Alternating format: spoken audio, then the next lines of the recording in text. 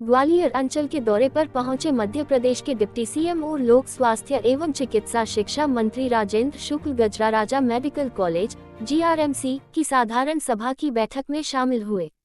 जहां उन्होंने GRMC समूह के जयारोग्य अस्पताल, कार्डियोथोरेसिक एंड वेस्कुलर सर्जरी विभाग में पदों की स्वीकृति और अस्पताल भवन के नवीनीकरण करने के आदेश दिए।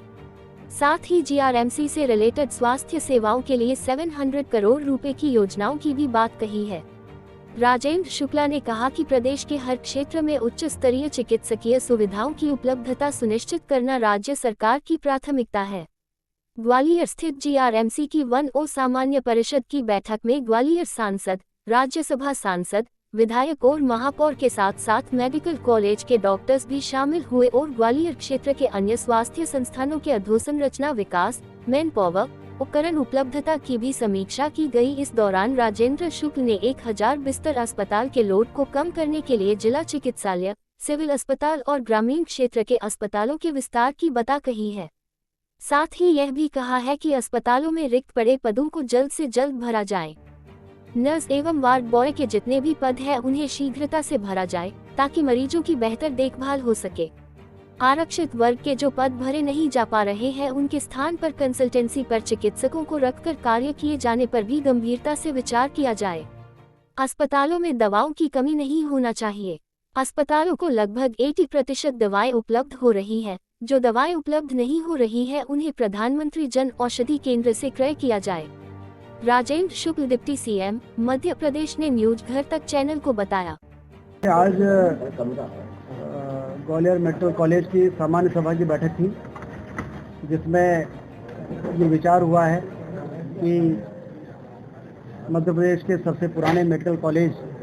में इंफ्रास्ट्रक्चर को लेके क्या स्थिति है, क्या कमी है, डॉक्टर्स की उपलब्धता को लेके क्या स्थिति है, जो हमारे सुपर स्पेशलिटी ब्लॉक है उसकी क्या प्रगति है, कितने वहाँ पर प्रोसीजर हो रहे हैं, कितने ऑपरेशन हो रहे हैं, ब्रॉड स्पेशलिटी में हार्ट, न्यूरोलॉजी, इन सब चीज़ों में डॉक्टरों को कोई परेशानी तो नहीं आ रही है। जनप्रतिनिधि भी थे और हमारे सुपर स्पेशलिटी के सारे HODs और प्रशासनिक अधिकारी थे और बहुत व्यापक चर्चा हुई है कि कैसे हम ग्वालियर मेडिकल कॉलेज के कॉलेज को कैसे हम सेंटर ऑफ एक्सेलेंस की सीमा तक उसको ले जाएं, जिससे कि इतना बड़ा कैचमेंट एरिया टीकमगढ़, छतरपुर तक के लोग यहाँ पर आते हैं और यहाँ आने के बाद चाहे वो हार्ट की डिसीज हो, चाहे वो किडनी हो, चाहे वो लीवर हो, चाहे वो न्यूरो से रिलेटेड कोई भी बीमारी हो, ये रेफरल अस्पताल होता है और रेफरल अस्पताल में आने के बाद किसी को दूसरी जगह रेफर ना होना पड़े, इसके लिए क्या और किया जा सकता है, इस पर समग्र रूप से जो चर्चा हुई है उसमें जो हमारा मैटरनिटी विंग है, जरा आरोग्य कहते हैं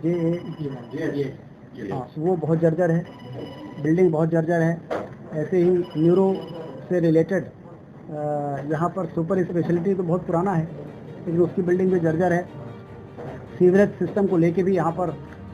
अच्छी व्यवस्था नहीं है। हॉस्टल्स, डॉक्टर्स का आवास,